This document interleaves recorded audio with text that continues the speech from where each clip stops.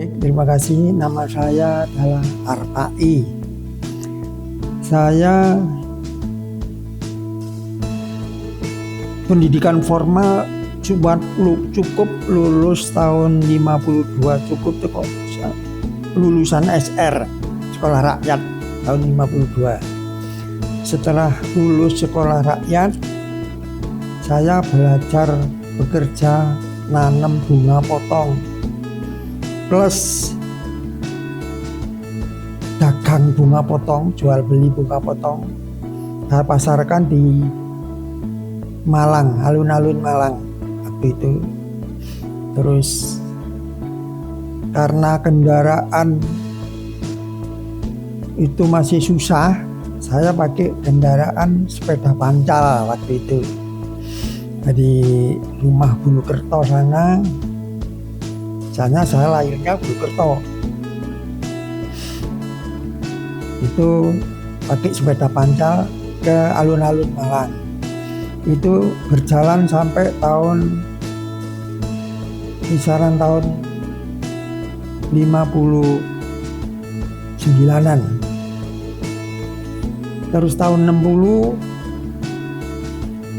saya tambahin usaha saya sayur mayur, bawang putih, bawang merah. Terus merintis tanaman apel tahun 60. Berarti usaha saya ada bunga potong, sayur mayur, bawang putih, merintis tanaman apel. Setelah tahun 62, 63, karena waktu itu bunga potong sudah kena saing dengan bunga kertas, akhirnya saya stop. Jadi cukup sayur mayur, bawang putih, bawang merah, terus mulai merintis apel. Sampai tahun 65 itu karena bibit apel itu sangat dicari sama orang-orang. Jadi kebetulan waktu itu satu pohon bibit apel itu saya produksi harganya Rp35. Nah, semua saya jual, terus tersisa tahun 65 itu tersisa yang akhir-akhir kita tanam pertama kali sebagai merintis awal kebun apel tahun 65. Terus akhirnya berjalan, bunga potong udah tak tinggalkan, sayur mayur, bawang putih masih jalan, sambil mulai ada produksi apel sampai tahun 70-an. Tahun 70 saya mulai merintis tanaman hias. Jadi di samping ada sayur mayur, apel, tanaman hias. Terus tahun 8 sampai tahun 80 itu saya sudah mengembangkan kebun apel yang di Bulukerto atas, terus join sama namanya Sunfi Atmojo ya. Terus akhirnya saya menciptakan kebun yang tak kasih nama ASB, artinya Arpai Sunfi Bersama. Itu kebun apel. Nah, dari hasil kebun apel itu saya belikan lahan di Sidomulyo ini kebetulan di sini ini Sidomulyo, yang awal daripada merintis UD Arta. Nah, terus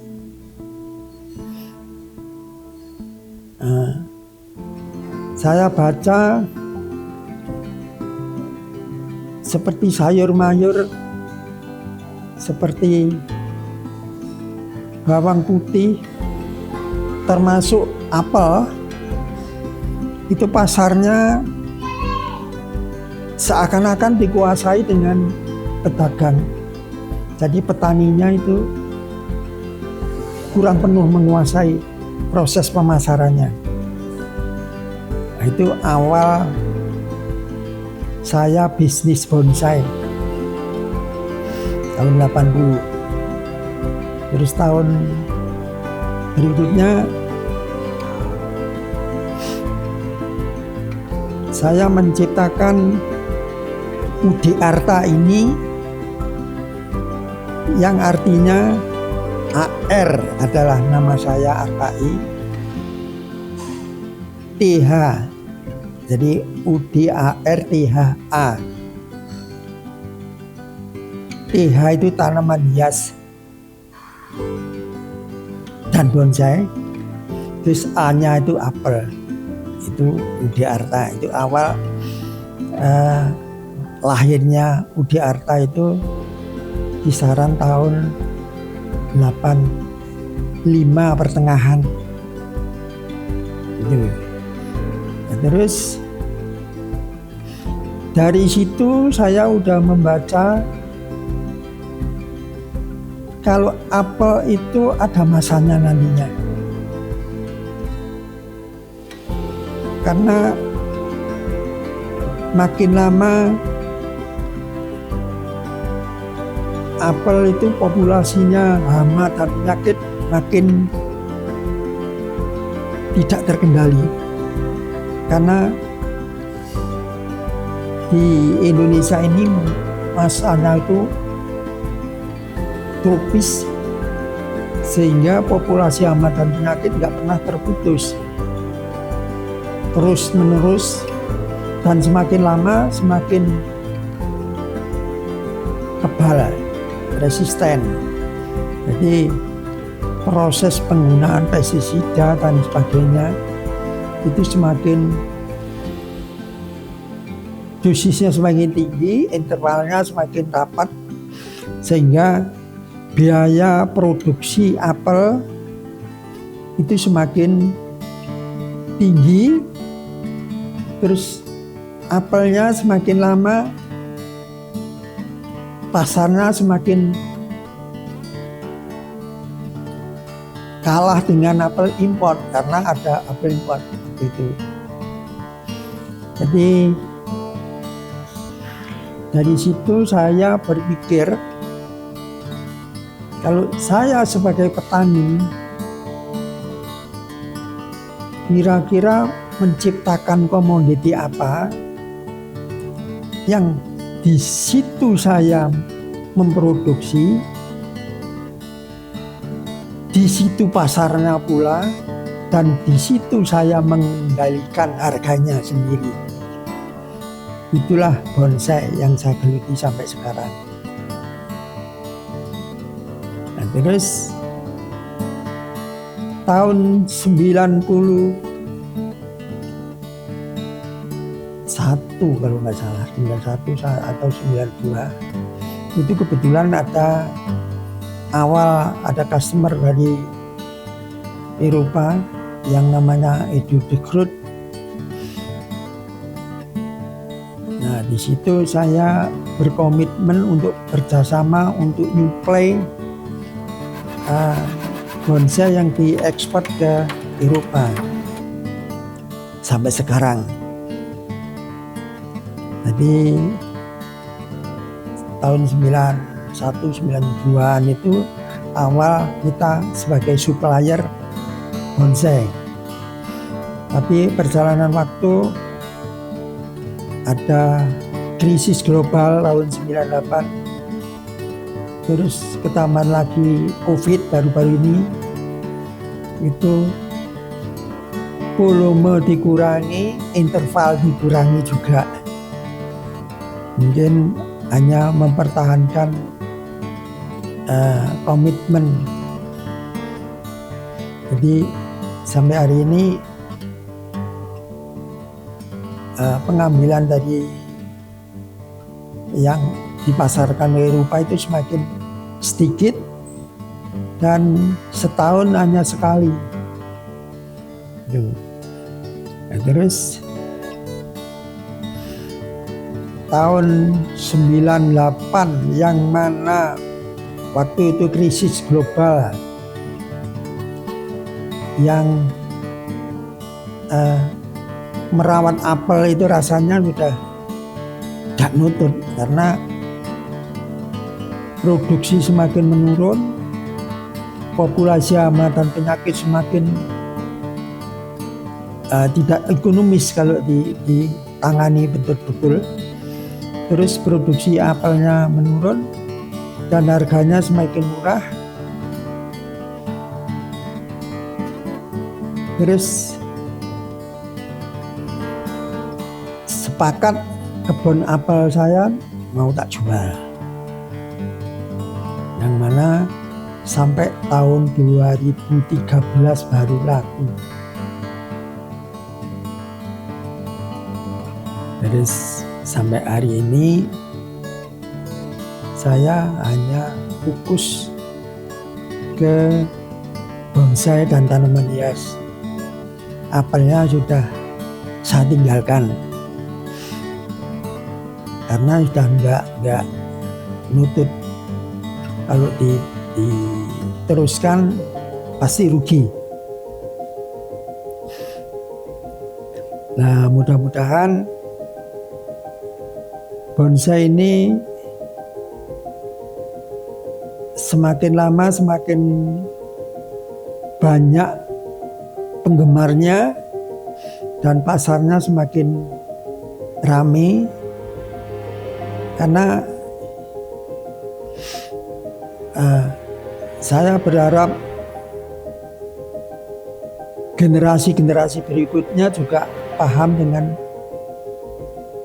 budidaya bonsai, karena bonsai adalah komoditi yang cocok untuk diproduksi di daerah tropis seperti di Indonesia ini. Dan kalau dipasarkan ke negara yang lebih maju, mungkin pasarnya masih ada peluang, karena bonsai tidak bisa ditangani secara mekanik. Jadi bonsai adalah karya seni yang harus ditangani secara manual. Jadi di negara-negara maju itu bagian menikmati, nah kita yang bagian produksi. Kira-kira begitu. Dari saya, nanti kalau perlu bisa ditambah lagi. Baik. Karena Udiarta ini udah semacam usaha bisnis ya. Jadi saya kepingin